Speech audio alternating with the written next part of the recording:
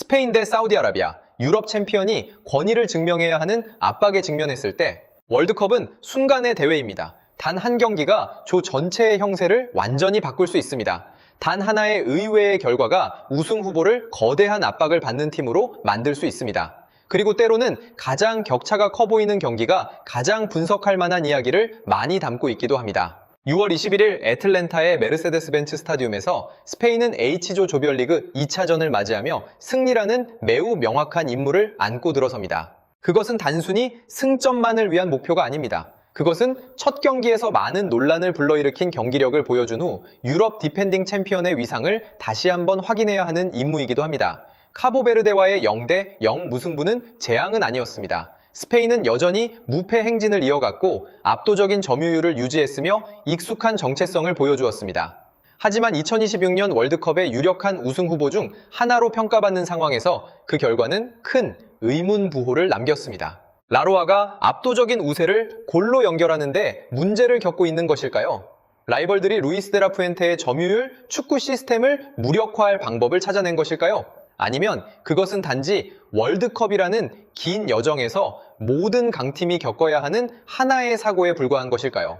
첫 경기에서 우루과이와 무승부를 거두며 엄청난 자신감을 안고 있는 사우디아라비아와 스페인이 맞대결을 펼칠 때 이러한 질문들은 다시 한번 저울 위에 올려질 것입니다. H조를 특별하게 만드는 것은 첫 라운드가 끝난 후 네 팀 모두 승점 1점을 기록하고 있다는 점입니다. 선두도 없고 꼴찌도 없으며 그 어떤 격차도 만들어지지 않았습니다. 완벽하게 균형을 이룬 조입니다. 그것은 애틀랜타에서 열리는 이 경기를 토너먼트 진출권을 향한 전체 경쟁의 잠재적 분수령으로 만듭니다. 승리는 스페인이 마지막 라운드를 앞두고 주도권을 잡는 데 도움이 될 것입니다. 반대로 승점을 계속 잃는다면 압박감은 위험 수위까지 치솟을 수 있습니다. 이론적으로 보면 두 팀의 실력 차이는 매우 큽니다. 스페인은 현재 세계 최강팀 중 하나입니다. 그들은 경험과 젊음이 조화를 이룬 스쿼드를 보유하고 있습니다. 골문의 우나이 시몬부터 미드필더의 로드리, 그리고 라민 야말이나 니코 윌리엄스처럼 폭발적인 재능을 가진 선수들까지 루이스 데라 푸엔테의 팀은 장기적인 성공을 위해 구축된 팀의 면모를 갖추고 있습니다. 반면 사우디아라비아는 전통적인 축구 강국 그룹의 외곽에 위치해 있습니다. 사우드 압두라미드처럼 유럽 축구 환경을 경험하고 있는 일부 얼굴들을 제외하면 그들 스쿼드의 대부분은 여전히 자국 리그에서 뛰고 있습니다. 하지만 월드컵은 결코 명성만의 이야기가 아닙니다. 현대 축구는 전술적 조직력과 규율, 그리고 철저한 준비를 통해 실력 격차를 크게 좁힐 수 있음을 점점 더 증명하고 있습니다. 사우디아라비아는 그 누구보다 이를 잘 알고 있습니다. 최근 몇 년간 그들의 여정을 돌아보면 이 서아시아의 대표 주자는 비교적 명확한 정체성을 구축해 왔습니다. 그들은 더 이상 수동적인 수비만 하는 팀이 아닙니다. 거르기오 스토니스 감독의 지휘 아래 사우디아라비아는 더 잘 조직된 수비 시스템을 갖추었고 공수 전환이 더 빨라졌으며 특히 역습 상황에서 매우 위협적입니다. 우루과이전 무승부가 가장 명확한 증거입니다. 경기 시간의 대부분 동안 그들은 주도권을 내주는 것을 받아들였습니다. 하지만 공을 빼앗을 때마다 역습은 빠른 속도와 명확한 목표를 가지고 전개되었습니다.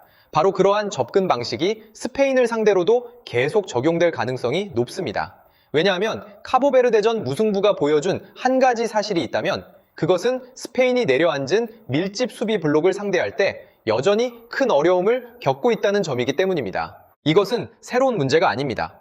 지난 몇 년 동안 라로하는 기꺼이 맞불을 놓는 상대를 만났을 때 항상 압도적이었습니다. 하지만 페널티 박스 앞에 두 줄 버스를 세우며 주도적으로 수비하는 팀들을 마주할 때 그들의 돌파력은 때때로 크게 감소했습니다. 카보베르데전이 전형적인 예입니다. 스페인은 공을 많이 소유했습니다. 그들은 패스를 많이 했습니다. 그들은 경기를 완전히 장악했습니다. 하지만 가장 중요한 골은 터지지 않았습니다. 그것이 현대 점유율 축구의 가장 큰 역설입니다. 전광판의 점수판을 지배하지 않고도 경기를 지배할 수 있다는 점입니다. 그렇기 때문에 전문가들은 루이스 데라 푸엔테 감독이 다음 경기에서 보여줄 조정사항에 특히 주목하고 있습니다. 스페인은 여전히 익숙한 4-3-3 포메이션을 고수할 가능성이 높습니다. 골문에는 우나이 시몬이 섭니다. 포백 수비진은 페드로 포로, 파우 쿠바르시, 에메릭 라포르트 또는 로빈 르노르망 그리고 마르크 쿠쿠레아로 구성될 것으로 예상됩니다. 미드필더진에서는 로드리가 여전히 전술의 심장 역할을 맡습니다. 현대 축구에서 이 미드필더의 템포 조절 능력과 패스 배급력, 그리고 공간 장악력은 거의 적수가 없습니다. 로드리의 파트너로는 페드리와 파비안 루이스가 나섭니다. 이들은 아마도 2026년 월드컵에서 가장 기술적인 미드필더 3인방일 것입니다. 로드리가 중심을 잡는다면 페드리는 매끄러운 연계 플레이를 만들어내는 예술가입니다. 반면 파비안 루이스는 라인을 통과하는 패스와 중거리 슈팅 능력으로 더 직선적인 요소를 제공합니다. 그러나 스페인의 가장 뜨거운 요충지는 양쪽 측면이 될 것입니다. 라민 야말과 니코 윌리엄스는 단순히 측면을 달리는 윙어가 아닙니다. 그들은 라로아의 가장 중요한 전술적 무기입니다. 카보베르데전 무승부 이후 많은 전문가들은 스페인이 측면에서의 1대1 대결을 활용하는 대신 중앙 돌파를 너무 고집했다고 지적했습니다. 그것은 사우디아라비아를 상대로 바뀔 수 있는 부분입니다. 상대가 주도적으로 수비 라인을 내릴 때 드리블 능력을 갖추고 개인 전술로 돌파구를 만들 수 있는 선수들이 경기를 푸는 열쇠가 됩니다. 야말은 자신의 나이에서 보기 드문 좁은 공간에서의 볼 처리 능력을 가지고 있습니다. 니코 윌리엄스는 폭발적인 속도와 직선적인 돌파력을 선사합니다. 그 조합은 그 어떤 수비 시스템에게도 악몽이 될 수 있습니다. 하지만 그들을 막기 위해 사우디아라비아도 주목할 만한 카드를 가지고 있습니다. 사우드 압두라미드가 가장 돋보이는 이름입니다. 유럽에서 뛰고 있는 이 풀백은 강력한 피지컬을 가졌을 뿐만 아니라 위치를 유지하는 규율도 매우 뛰어납니다. 압두라미드와 니코 윌리엄스의 맞대결은 스페인의 왼쪽 측면 공격 능력을 직접적으로 결정지을 수 있습니다. 압두라미드가 대부분의 경합에서 승리한다면 사우디아라비아는 안정적인 수비 구조를 유지할 것입니다. 니코 윌리엄스가 그를 넘어선다면 서아시아 수비진 뒤의 공간이 계속해서 공략당할 수 있습니다. 한편 미드필더진은 완전히 다른 전쟁을 예고하고 있습니다.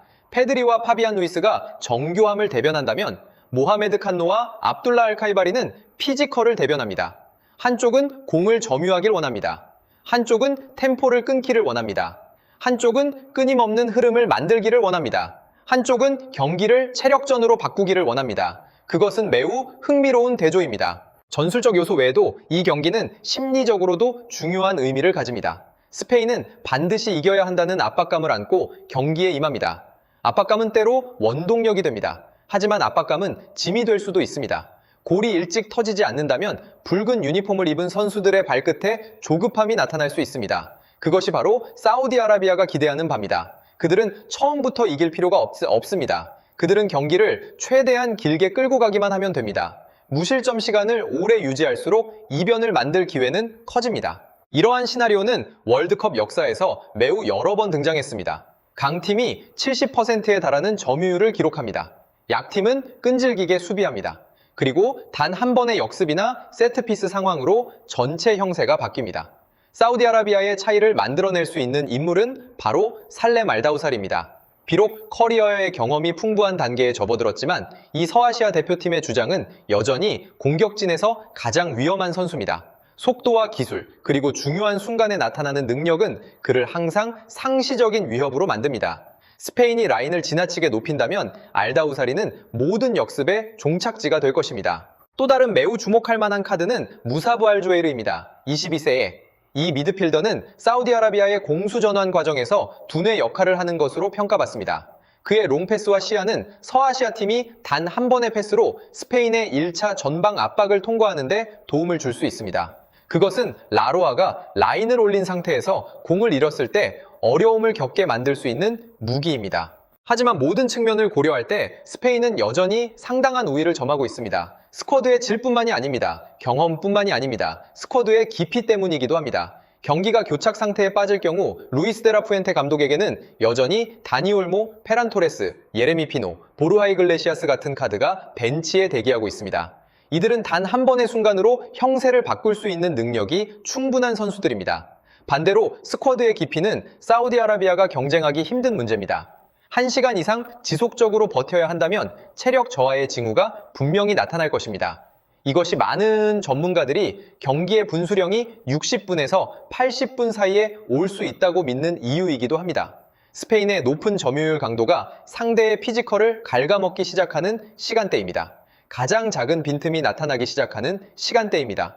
월드컵 경기가 보통 결정되는 시간대입니다. 결국 경기 시작 전 가장 큰 질문은 여전히 스페인이 압도적인 우세를 골로 연결할 수 있는지 여부입니다. 왜냐하면 그것을 조기에 해낸다면 경기는 완전히 그들에게 유리한 방향으로 열릴 수 있기 때문입니다. 반대로 카보베르데전처럼 기회를 계속 낭비한다면 모든 것은 훨씬 더 예측하기 어려워질 것입니다. 월드컵은 점유율에 따라 승리를 주지 않습니다. 월드컵은 명성에 관심을 두지 않습니다. 월드컵은 오직 기회를 잡을 줄 아는 팀만을 기록합니다. 스페인은 승점 3점을 온전히 획득할 충분한 질을 갖추고 있습니다. 사우디아라비아는 상대를 고전하게 만들 충분한 끈질김을 가지고 있습니다. 하지만 클래스, 스쿼드 깊이, 개인의 질이 저울 위에 올려질 때 무게추는 여전히 라로아 쪽으로 크게 기울어집니다. 참고 예측은 스페인 3대0 사우디아라비아입니다. 스코어가 반영하는 것만큼 쉬운 승리는 아니겠지만 유럽 챔피언이 위상을 되찾고 2026년 월드컵의 나머지 팀들에게 자신들이 여전히 황금컵을 향한 가장 유력한 후보 중 하나라는 강력한 메시지를 보내기에는 충분한 결과입니다.